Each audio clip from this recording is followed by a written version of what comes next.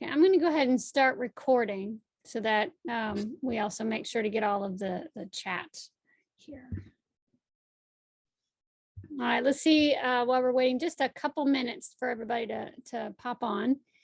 Let's see, for those who've just come, if you can put your name in the chat and let me know something fun you did on fall break. Let's see. We have somebody went to a pumpkin patch. Excellent, because that's what you do in the fall, don't we? Yay. All right, that does sound fun, Emma. You got to do something fun. You went hiking. I love that. You got to see old friends. Yay, Katie. You went Nicola, you went camping. Fantastic. I hope the weather was good. You spent time with your family. Hey, that's a really good thing to do. You went to Bloomington, Indiana, and visited campus in downtown area. That is a very nice, IU is really nice. It's very, very nice. I've been there a couple times for conferences, and so it's really pretty. Let's see. All right. You didn't have a fall break, Mr. Clements. I'm sorry. But during the past week, I visited our sending church. All right. Well, that's always a good thing. Sorry you didn't have a fall break. You went home to celebrate family. Mr. Clements, yes, you will have sharing rights. Let me give you sharing rights. And let's see. Now you went away. Here we go. Co-host. All right. I'm just going to read a few more messages and then we'll get started. Oh, other people went to the pumpkin patch. Emily went to the pumpkin patch.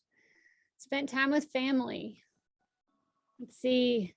Indian staircase at Red River Gorge. And you passed your road test, Lucy? Yay. Yay. Oh, I'm so excited. Oh, I'm so excited that you actually got an appointment. I have a 16-year-old. They don't give out appointments. Yay, so excited. Oh, that's great. Let's see. Rebecca, you went to Asheville, North Carolina. That's a very beautiful place. All right. Well, it's 7:02 now, so I would like to go ahead and start. And for those who are just now joining us, if you could, in the chat, go ahead and put your name and then something fun that you did over fall break.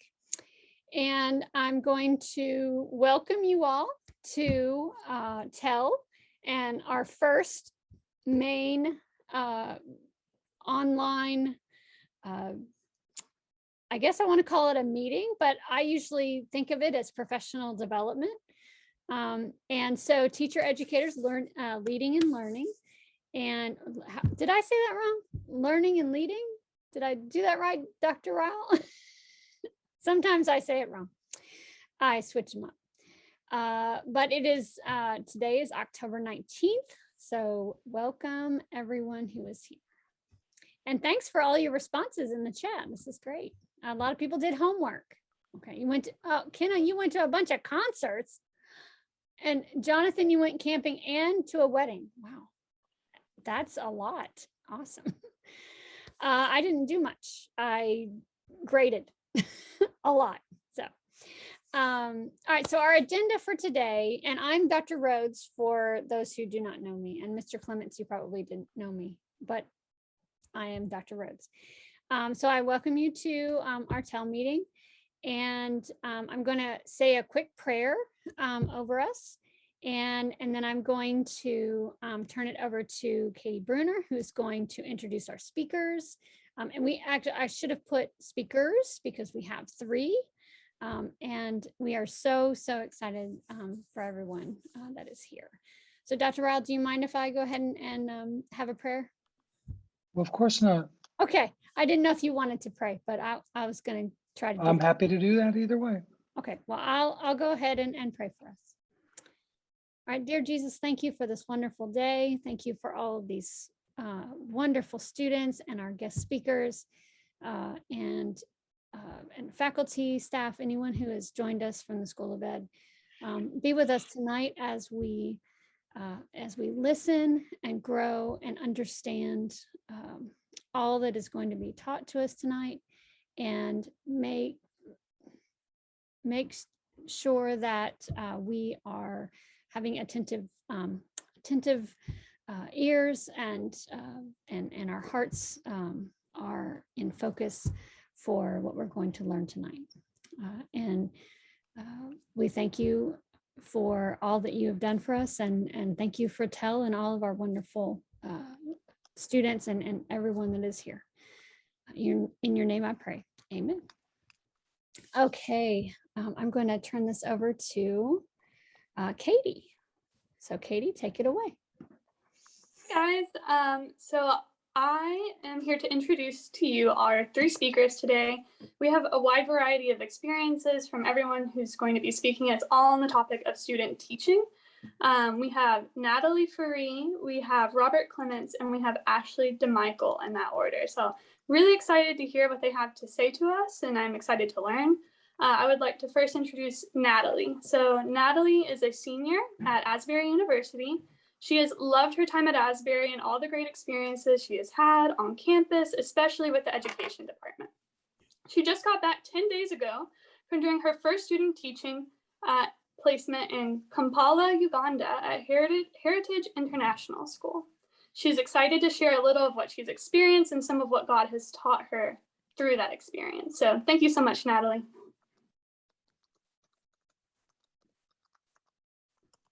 All right, I'll start. Will you make me a? You should be a co-host. Oh, okay, but you. Oh, I can stop sharing yours. Okay. Hopefully. Oh, great. Did that work? Yes. Okay, let me go to this then.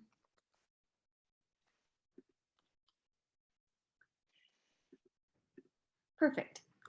All right. Well, hello everyone. I'm Natalie, and like Katie said, I just gotten back from student teaching in Uganda, and yeah, learned a lot, experienced a lot, still processing, still adjusting back to what it's like to be in the States, but thankful for my time, and I'm excited to get to share with you a little bit about that, share kind of the story and then what God taught me, and then just I was asked to share that, what God taught me, and then some advice I have. Then I have something else to share with that too. So I'll just get started with sharing a little bit of my experience in Uganda and what that looked like. There we go. So, yay! Of my story. So this is at Heritage International School, which is in Kampala, Uganda, which is the capital of Uganda. I was very thankful. The campus was so beautiful, had so many trees and everything, especially with living in a very busy city in Uganda. It was nice to have some green space and a place that was like constant in that. So that was definitely really nice, especially with living so close to school and all of the things. So that's the school. Here's a little bit of pictures from my placement. So as you can see in like the bottom middle picture, we did have, my entire placement was online, which was really discouraging at times. But as you can see, there's also a lot of pictures of my students. And so I got to see them on Fridays, and that was like the best part of my week, especially after staring at a screen all week and teaching online. But I definitely was still able to learn a lot from that because they were online. I got to know like the teachers at the school a lot better, both with like living with them as well as working with them and being around them more since we were teaching online. But as you can see, there's also a lot of fun pictures with my students. So up in the left-hand corner, that's me, my cooperating teacher. She is from Uganda and she's been teaching at Heritage since the school was built. So it's really neat to learn from her, hear her stories, her experiences. And then, yeah, the rest of the pictures are from the last day of my placement. All the parents and all the students and my cooperating teacher planned this like progressive party throughout the day since all the students couldn't be there at once because of COVID regulations and all of that. So they planned it like all throughout, but it was really funny. A side story, the day before I was teaching math and one of the students like unmutes his mic. They had been planning this party for like a week and a half. He unmutes his mic in the middle of math and he's like, Miss, do you know that we're surprising you tomorrow with the party? And then all the other students unmute their mic and are like, get it on him, and everyone was laughing. It was like the sweetest thing. But it was really sweet, and I'm really thankful for the time that I had there, especially with it being a Christian school. It was really neat to be able to teach Bible and to have devotionals. And I definitely, like, in the future, my heart is more towards teaching in a public school, but it was a really sweet season to be able to share more of my faith in the classroom and have that relationship with the students as well as the parents, because the parents we got to see as every Friday as well. So imagine having parent teacher conferences every week. That was definitely a learning and growing area as well. But it was really sweet in the end because along with seeing them every Friday, they see me teach every day because they're in the house and they're sometimes watching the screen, which can be intimidating at times, as you all know, at teaching online. But it was a good experience. So that's a little bit about the placement. And then the people. This was really important to me in any time with going internationally. I was also doing an internship internationally this summer. And the most important thing for me in that was finding people to have community with. And that was something that I had to be intentional about because going to an international school, there are teachers who have families, who have lives, and they're very busy. And so kind of just like jumping in, it was really hard at first, especially since I got there like a week and a half before most of the teachers returned. But the more I got to know people, the more I was intentional, it ended up being a wonderful time. The bottom three pictures are, I went on a trip to Jinja, which is where the source of the Nile River is, in Lake Victoria, where it becomes the Nile River. And I wouldn't have been able to go on that trip if I didn't have like those intentional relationships with the people that I met. I went to like the new teacher orientation since I was there and there was nothing else to do. So I met those are three other teachers at the school, and one of them is actually the receptionist. So it's neat to like form those relationships and kind of experience the culture along with people. And then lastly, so during what was fall break, I ended up staying in Uganda that week, and my dad came and joined, and we did discipleship training in different villages in Uganda. So the middle picture on the right, the other Mzungu, as they call white people, the other Mzungu next to me is my dad, and then that's Jacob's family, who we worked alongside with. So that's the people, and then lastly, like, is the cultural experience. So a lot of that came with the people and being invited to people's houses and learning to cook different Ugandan foods. And so that was something that also going abroad had to be very intentional with, because at an international school, there's very much a culture inside the school because you have teachers from all over. It's not just a local Ugandan school. So I had to be very intentional with that as well, but was very thankful for the times at the market, the times at just trying new things, new foods, all the things. And then churches, very sadly, were not open until the last weekend I was there because of COVID. So didn't get to experience that as much, but had a little bit of that at the very end, which was neat. So that's a little bit about my story and the 2 months there. But all of that to say, there were a lot of lessons learned, and the pictures were definitely the high points of my experience in Uganda. But the 4 lessons, after spending a lot of time processing and reflecting that time, was number 1, that God's mercies are new every morning. This is something that I had to remind myself of every day, and I often reminded my students of every day, because online learning is discouraging, and being energized and present for that daily was often hard. The first like week, to be honest, like I went home and like sobbed a lot because it was just discouraging. I was like, God, like, why am I here? Like, I don't get to have as much of a relationship as I wanted. But he just kept bringing me back to that. And I got to connect a lot with that with other teachers and all of that.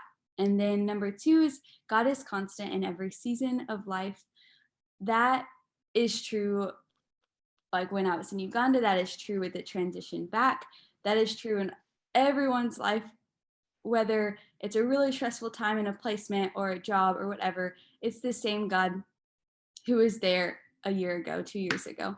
So that was a reminder that kept coming up as well.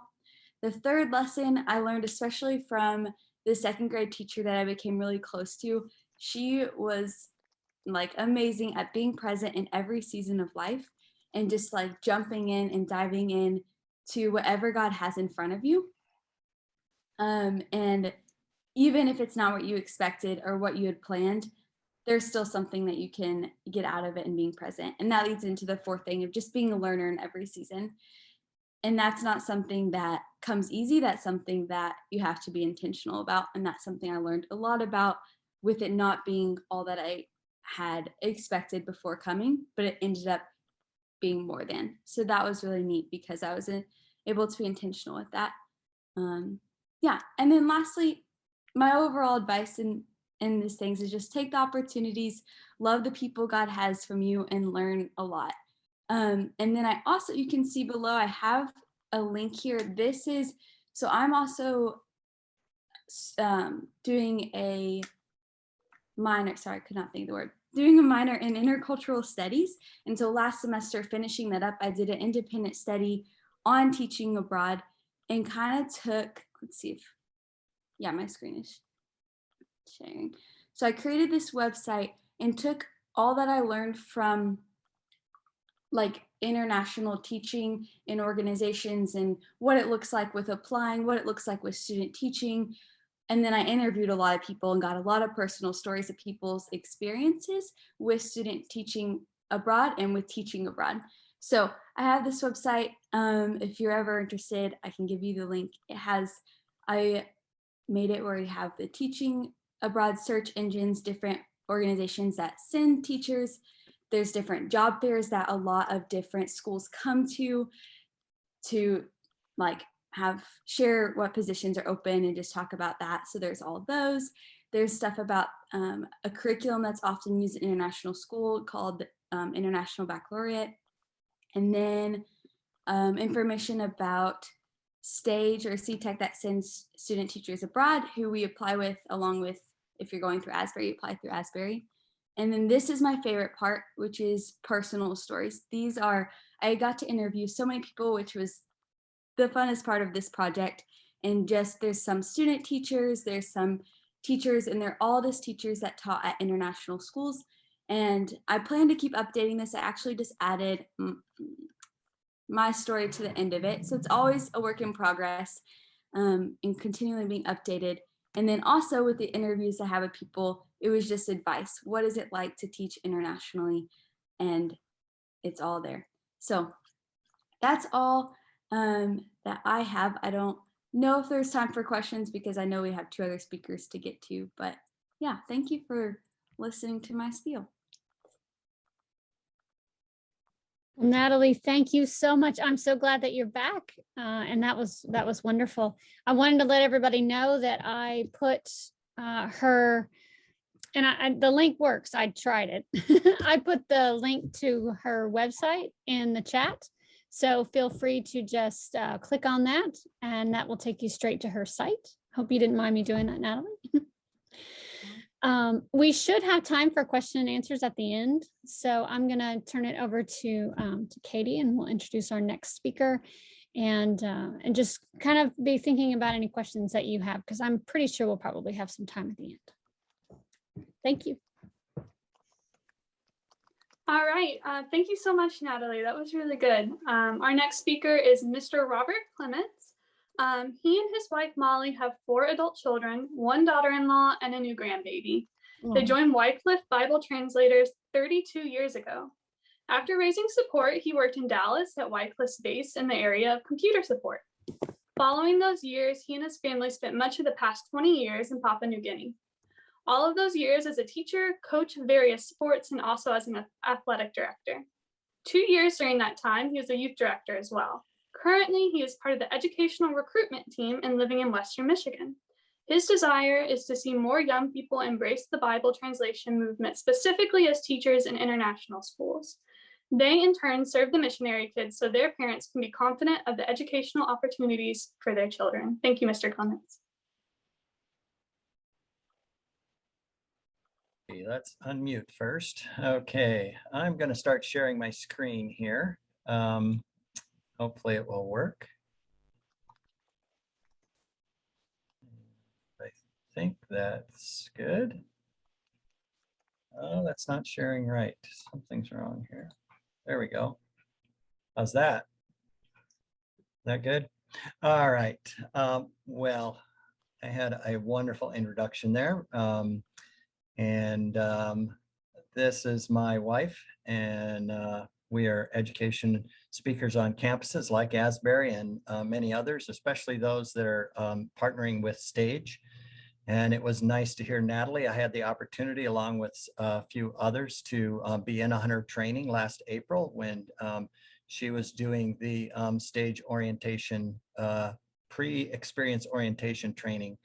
And I just returned a few weeks ago from the Stage orientation training that we had in person this time, which was just a wonderful experience.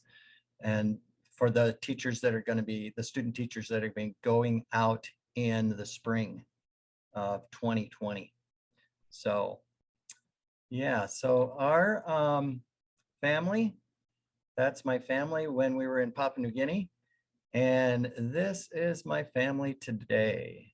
So my 4 children, my daughter-in-law, and my new grandson, Shiloh.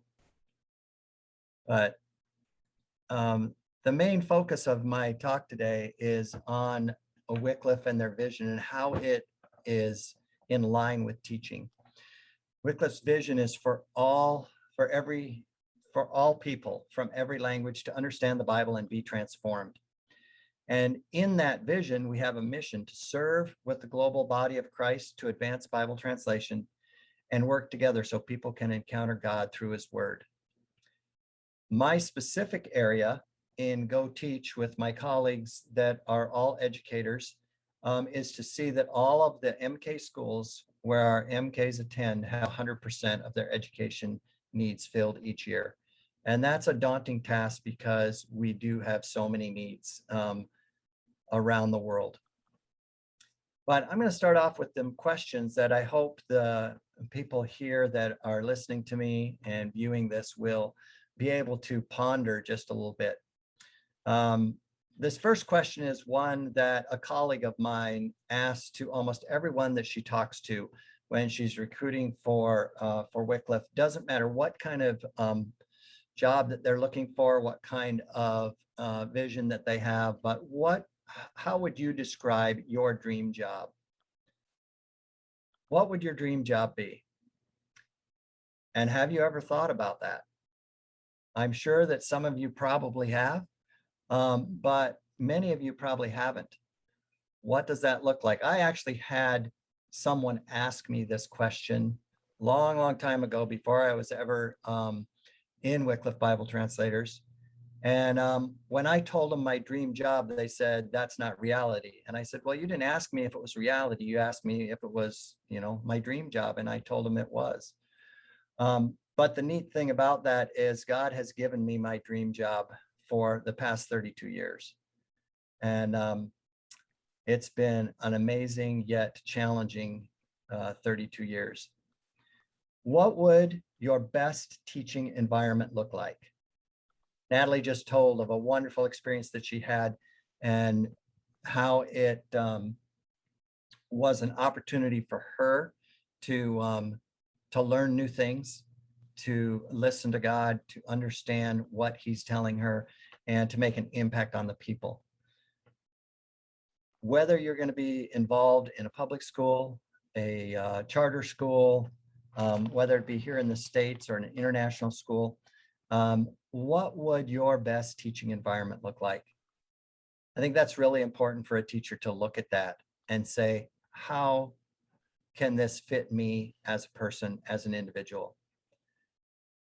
I felt like our time in Papua New Guinea was an opportunity to put my best foot forward as a teacher and to be able to impact young people and to be able to do the things that I enjoyed doing, as well as the requirements of being a high school teacher in that school. I got a chance to develop my own curriculum in some areas. I got a chance to teach things that I was very interested in, like wood shop and metal shop. And I also had the opportunity to coach. My degree's in physical education, and I've been a coach for over 40 years. And it was an opportunity for me to continue to coach and be involved with a lot of different sports and encounter the students outside of the classroom, which was very meaningful. And that's where this third question comes in. What if it was reality? What if it was reality? And it was easy to make that happen. In a lot of international settings, it is possible to make the teaching job fit you very quickly and very easily. Not in all situations, it depends on the school, obviously. In our situation, it was relatively easy, and we had a chance to make the impact that fit our personalities the best. And the last one, is teaching overseas for 2 months, a year, or a career ever interest you? If it has, then Wycliffe has opportunities all around the world in various places to not only be engaged with teaching, but engaged in the Bible translation movement. And this next is a short video that I think you will enjoy. And the young lady in here is one of my former students.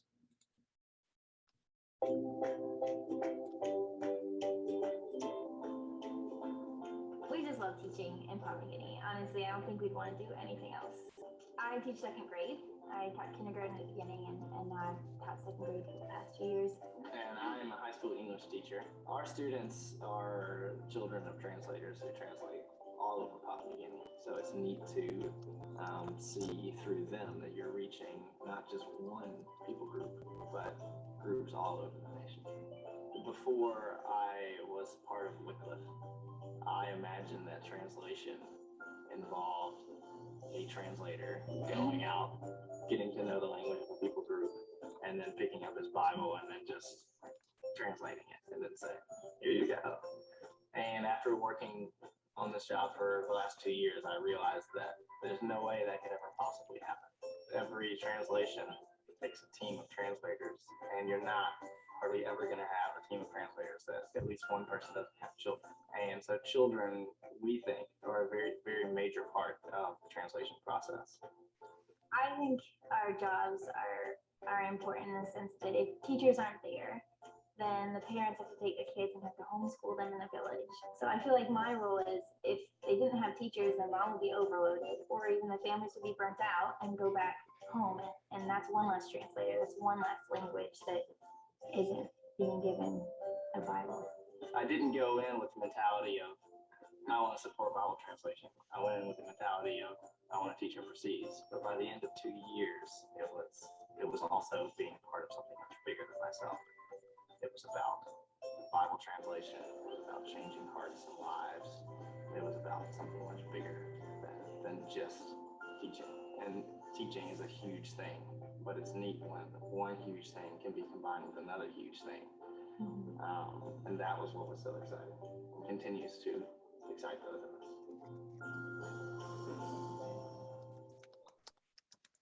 Let's see if I can stop this. It's always tricky to stop it. Let's see, here we go.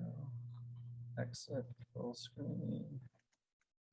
To the next slide. Oh, I said it was tricky to stop it.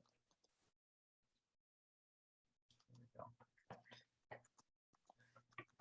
One thing that was said on that before I continue on this slide, Amanda said that if teachers aren't there, then the parents may need to homeschool. Sometimes what is really true and what happened this last year during COVID is we had one of our pilots with a very large family. Actually, he has quintuplets. So they were all going into second grade, and they were asked to not return, not because they couldn't get visas, not because the flights were not available, but because they did not have enough teachers for second grade. because now you're taking a class that's already full or near capacity and adding 5 more students to it.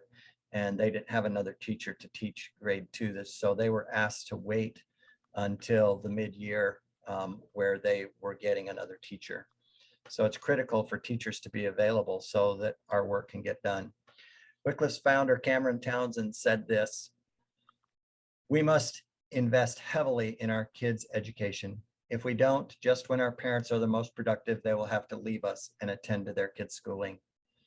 Currently, most international schools around the world have a shortage of teachers. And for Wycliffe, as I mentioned before, a lack of teachers means that the Bible translation progresses slower. And that is where we want to continue at a fast rate. Without teachers, we can't do that. Right now, we have over 8,000 missionaries with 2,700 missionary kids worldwide. That's a huge need. That's a big bunch of numbers there. And each one of these children are unique, and they are part of in a given family, those children make an impact on the ministry. But it's also that for their parents to stay focused on their work, they need to have assurance that their children are getting a quality education. And that's where we are partnering with the STAGE program to get more student teachers out in international schools, and so that they can get a glimpse of what it's like, and then possibly decide to do it either for a year or 2 or even as a career. And the last slide here are some resources. Wycliffe has a Go Teach page. If you go on to wycliffe.org, there's several pages there, but one of them is our Go Teach page. It gives you details about the student teacher program and our partnership with STAGE. There's also Explore Wycliffe live events. That's under our events. Those happen most Thursdays. In fact, we've got one coming up this Thursday and several coming up in November. The one thing I need to mention is, and not necessarily as a resource, but Wycliffe Bible Translators is a faith mission. So those that go with Wycliffe are raise their own support. And we provide tools for those individuals to raise their support, several online and in-person classes to be able to build their team. And there's some contacts under there on the bottom of the slide, my email address and our teach@wycliffe.org address, which goes to myself and my colleagues, and then Go Serve, which is Wycliffe's general recruiting page, recruiting email. And I think we're going to wait till after the next speaker to have questions. All right. I'm going to stop sharing. Well, I just wanted to say thank you. Sorry, I was trying to get your email onto the chat, but it didn't look like it's live. So I'll try that again in a minute. But I did. It's on there. It's on there. Okay, it just didn't seem live, like you could click on it. No, it's not. But I did put the wycliffe.org. So I wanted to say thank you so much for sharing that wonderful information with us. If you can send me that video, I can link it to our TEL website so that we can, if you want to, we have a direct link to that video. All right, and now turn it over to Katie for our third speaker tonight. Thank you, Mr. Clements. Now we have Ashley DeMichael. Ashley DeMichael is the newly appointed Director of Global Programs and Initiatives here at Asbury. Yeah. She is thrilled to get to work with students hoping to pursue learning outside of the USA during their time in college, whether that be through travel courses, full semesters abroad, international internships, mission trips, or international student teaching. A semester abroad program changed her life when she was a junior at Indiana Wesleyan University, and she has been privileged to help students have similar experiences over the course of her 7 years in the field. Outside of work, she loves to travel for fun, read, jog, and explore coffee shops in Lexington. Thank you. Sorry, thanks for that. It's so nice to meet all of you. I just wanted to be upfront about, I definitely don't have a background in education, but I respect it so deeply. My mom growing up was a high school biology teacher, so we always had weird science stuff around the house. And then she's now a professor of education at Indiana Wesleyan. So I know the work you guys do is so important and really uniquely set up to be a ministry. So I'm really excited to be here with you all. Like you guys mentioned, my area is study abroad, so I'm always happy to talk broadly about it if you ever want to. My research is actually on re-entry shock, especially. So I've been privileged to talk to students who have done, like you listed, all sorts of experiences abroad, and then get to kind of receive their word vomit processing when they get home and kind of help them make sense of what that experience was like and what they learned. And it's just really, really cool to hear from them. I'm actually really interested in Natalie's study as well, because it sounds like we've done similar stuff. So when I was asked to kind of present on the benefits of student teaching abroad, I'm coming at it very much from the side of like testifying to some people I know's experience and how the ways that I've seen students grow enormously, both before they leave and when they come back. So it's kind of a third party observer, if you will, to what it can do for you. I think the first major thing it does, if you've ever thought about student teaching abroad, there's a really unique opportunity to network globally. I think, as it was mentioned, it's compared to an education system in the States. I feel like the international English speaking education community is actually fairly intertwined and connected. So getting to know somebody in Kenya could end up connecting you to an international school in Thailand. And they all kind of know each other and talk. So I've seen students, I had one student who did her student teaching at Riverside School in the Czech Republic.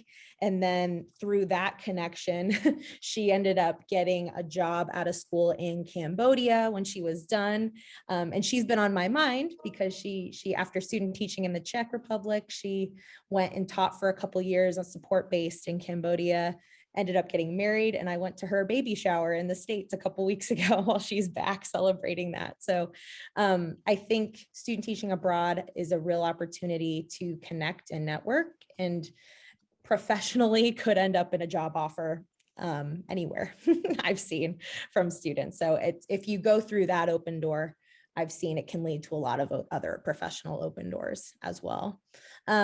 Besides networking, another major benefit I've seen is just a different take on pedagogy and even different approaches. So I had a student who really was interested in the research question. She wanted to student teach and she wanted to go to Norway because she was curious about why their scores are so high. She was like, what is it that Norwegian teachers are doing to get their kids such high test scores? And she was able to explore that. And for her, her conclusions were very much around how the community views teachers as opposed to the actual technique. So she kind of has been doing a lot of that research now back in the States.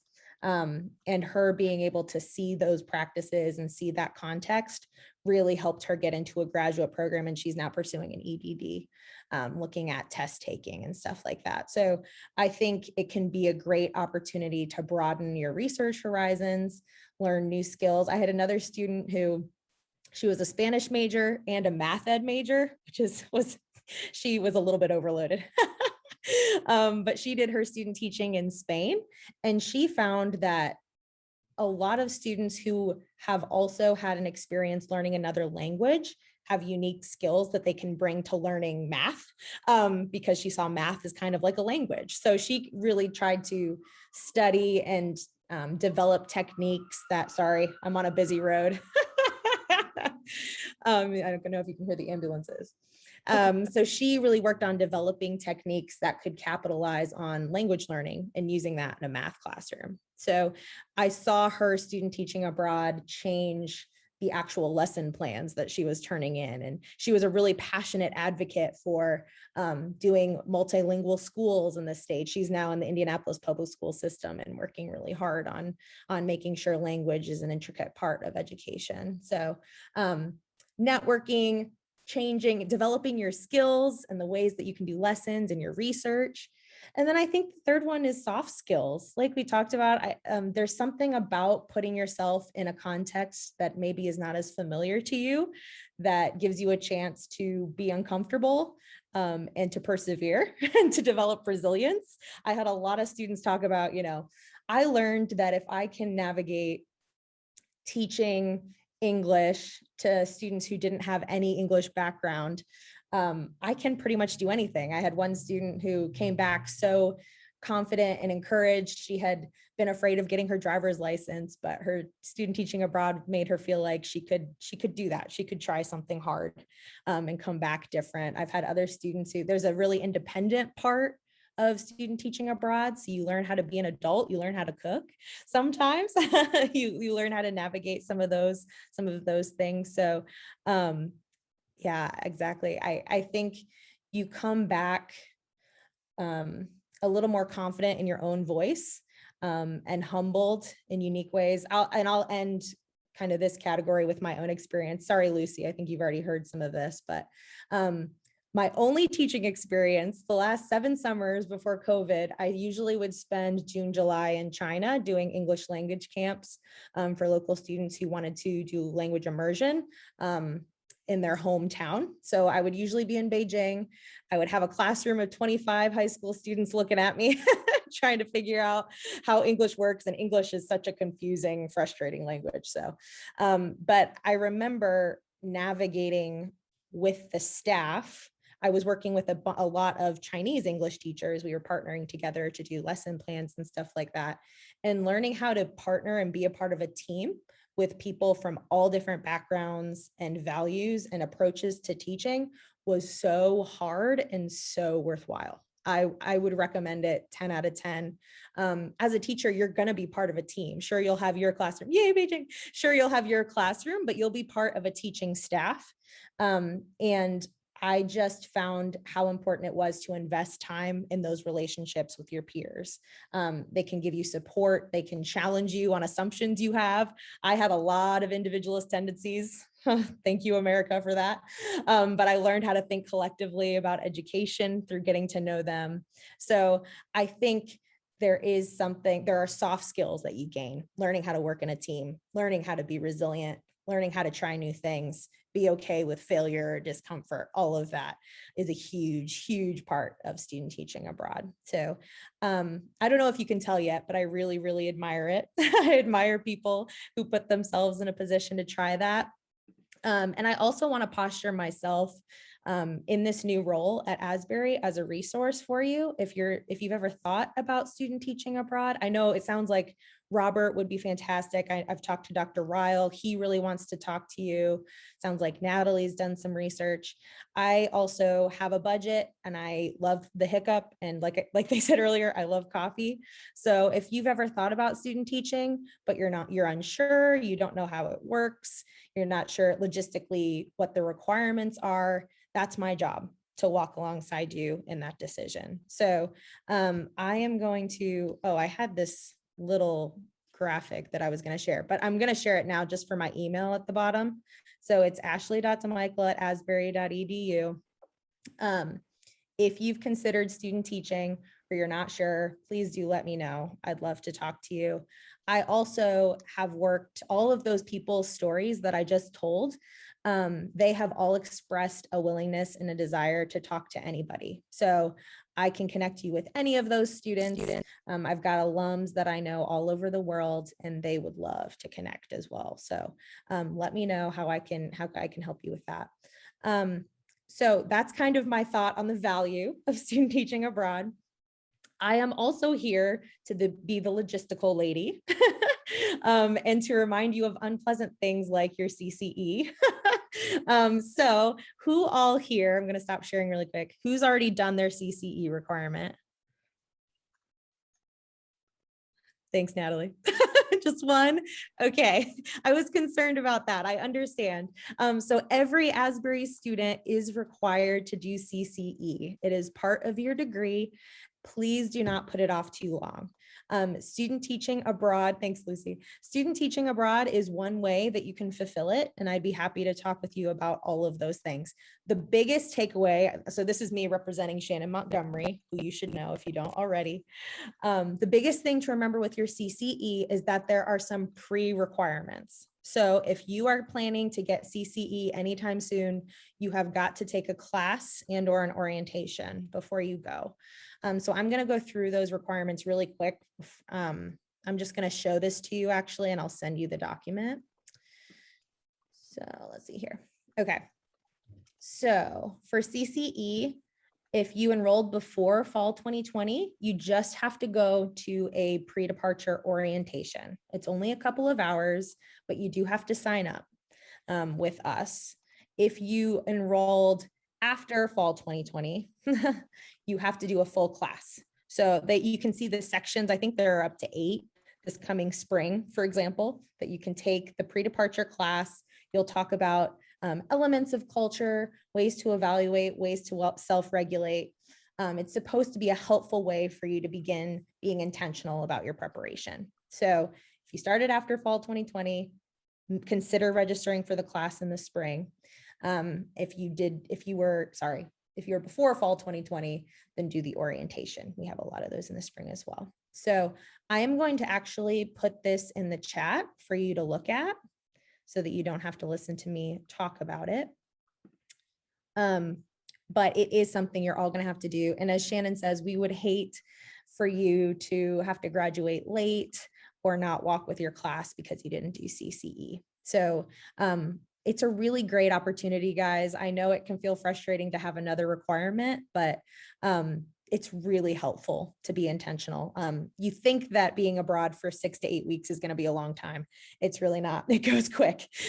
So we want you to be prepared to take full advantage. So logistical lady done now. Please do think about CCE, and we can do questions on that as well in this section. So nice to meet all of you. And I'll jump in here and very quickly let the Yeah. Asbury students know that if you want to student teach overseas, all of that paperwork needs to be finished 1 year before you go overseas. A number of people on the screen here are either scheduled to do that or have done it in the past. I'm the person that you first need to talk to about that. So if that's something you're interested in, send me an email or text and we'll get together and talk about the possibility. Thanks. Okay, and I'm so excited that we were able to hear from Natalie and Robert, and oh my goodness, your name just left me. Oh my Ashley, goodness. it's okay. Ashley, oh my goodness, it's late apparently. So thank you all for being here and for telling us about your wonderful experiences and what you all have to offer. Dr. Rhodes, let me jump in here because Yeah. there are a number of APS students that are participating in this. Yes. And so we use the word CCE and that means nothing to them. It's Right. cross-cultural experience. It's a requirement for all undergraduate on-campus students. Right. They must take a class and then spend 5 or 6 days in a culture other than their native culture. That's the short part of it. They can't graduate until they have done that. Right. And that's, yeah. And I appreciate you saying that, Dr. Rao, just kind of clarifying that. I was seeing some looks from some of our APS students like, okay, what was that? Christina's like, woo, hello. No, it's fine, Ashley, no problem. But I just wanted to thank you all. I guess, I wish I could have jumped in so many times because I've spent some time in India and it was completely life-changing for me. When they talk about stepping out of your comfort zone, we all need that. We all need to go out there and go, you know what, I'm going to do hard things because they're hard, but because I know I'm going to grow. And it's just the experience of going overseas or outside of your, kind of that your own culture it's just so broadening. And I learned a lot about myself, negative about myself a little bit, just a tiny bit, like, oh, well, I'm very individualistic as well. So as Ashley was saying, you tend to be very introspective and go, all right, well, how can I be more lots of different things. So, but I know our time is short, so I want to open it up to any questions that you have for any of our speakers, and then I'll be quiet. I'll give you all, we have good 10 minutes, so, but please feel free to ask any questions. I have a quick question for Natalie. Was wondering how she felt concerning the PEO that she was involved with back in April as far as preparation. As she was talking, I noticed one thing that we definitely neglected in that, and that was the virtual component that that she was involved in, and many of our students that went this fall were involved in. Yes, that was like or what was it called? Like the training that weekend. That was really helpful. It was really sad that it was online, and I'm glad to hear that the one for this spring was in person, because I feel like that's always more beneficial, whether it's teaching students online or teaching teachers to go abroad. In person is always better. But for what it was very helpful.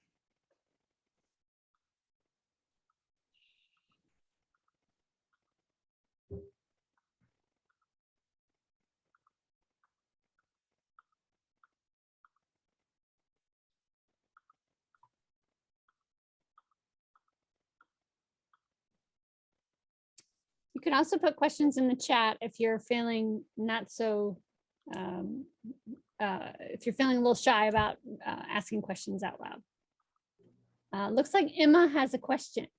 I have a question. Okay, so I am actually signed up to Student Teach Abroad this coming spring. I'm going to Thailand, and I would love to hear some advice from any of you guys that spoke tonight about just like preparing myself, like maybe mentally, even like just emotionally, like for the transition. I think that I might have to quarantine for a little bit. So any reading material that you all suggest, just anything like that. Well, one thing that I presented in the PEO was how important it is to have something that is very familiar or routine for you in your life. So if you're in the habit of getting up in the morning, having your morning coffee and reading devotions, make sure that something like that stays in your life when you go overseas. Anything that you can continue as a routine will help you as far as give you that extra energy throughout the day, because going to a new culture is going to drain you. And being involved in as a teacher in a classroom is going to drain you. So you need to put those things in your life that are routine, that don't take much energy.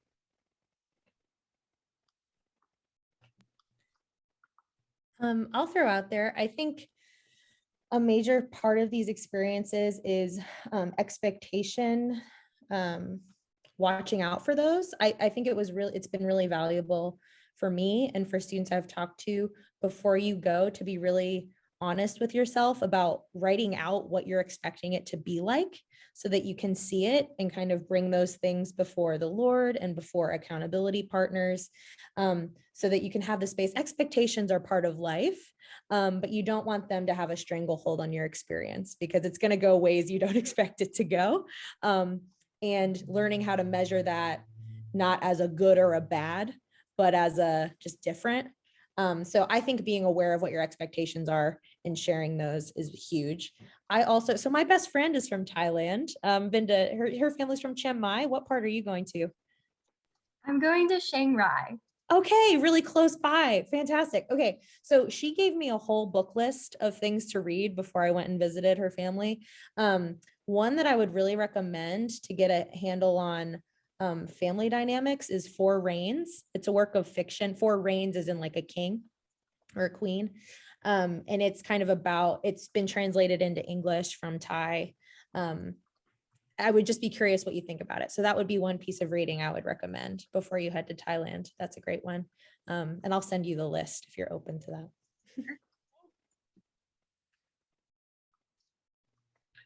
Ashley kind of made a comment about this, but the other thing is to put the information that you're going out to friends and family and prayer partners, and make sure people are praying for you while you're over there.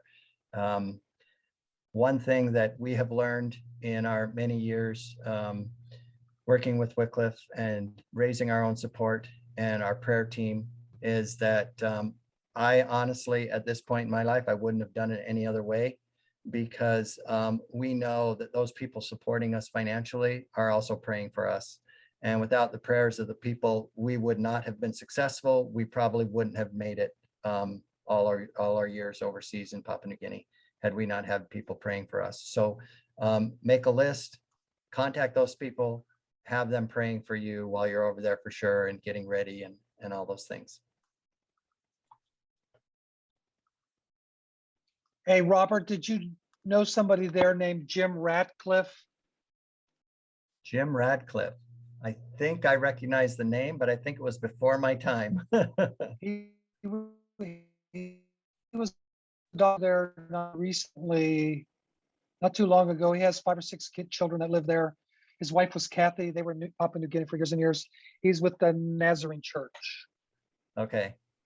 I knew some missionaries from other missions. Most of the other missions that I was more familiar with, those that worked with pioneers and worked with new tribes. Okay.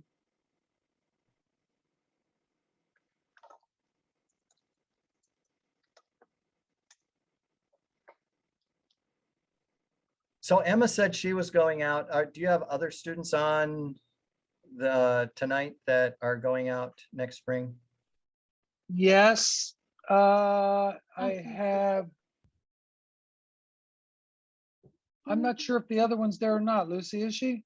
I'm not Lucy, but Emma. Lucy was, but not. I have 2 going. Doesn't look like the other one is on. Chloe. Yeah, I don't think Yeah, I don't see Chloe on the list. no.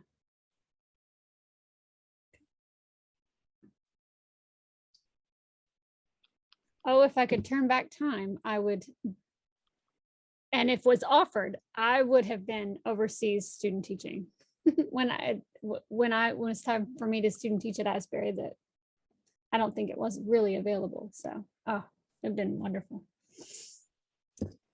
All right. Any other questions for the good of the group? I'll make sure that everyone has the contact information for all 3 of our speakers in case you have any further questions after tonight. I am going to go ahead and talk about the next meeting. Well, there's not much to talk about except for the fact that it is going to be November 16th. So put that in your calendars and know that we are going to have some wonderful speakers at our next meeting, and this will also we are recording this, and for your courses, if you're doing a course and you have filled out your membership application and given your dues, you will get a link to this to be able to view whenever it is that you would like to. All right, do we have any other comments, questions, anything more, Dr. Ryle, that I neglected to say? No, I would commend all of you that worked to put this presentation together tonight. It was just nearly perfect. Thank you so much. The only part that wasn't perfect was when I interrupted there for a minute. So it was a great meeting. Thanks to all of you. Yeah, I felt like I interrupted, but I mean, I've had that experience with India and I just was like, "Ooh, that's like speaking my language there." Yep. Good deal. All right. Well, thank you all so much. If you all have any further questions, you can always email me or Dr. Ryle, or our speakers that we had tonight. And thank you, Katie, for helping to facilitate our meeting tonight. Katie hit a home run. Thanks, Katie. All right. Thank you all. You'll have a wonderful evening.